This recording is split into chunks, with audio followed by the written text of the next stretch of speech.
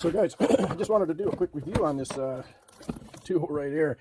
Sawzall Reciprocating Saw. Many people call them many things, but I've had this for about 8 years, and we've went to L and back, and then to L and back again. And I don't know if you can get the exact same model, but boy, oh boy, if it quit tomorrow, I got more than my money's worth, I tell you. So here it is here, but nothing fancy.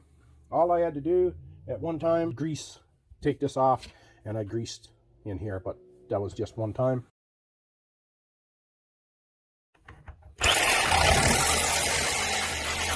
So if you are thinking about getting one and see this, I don't think you'll have a problem.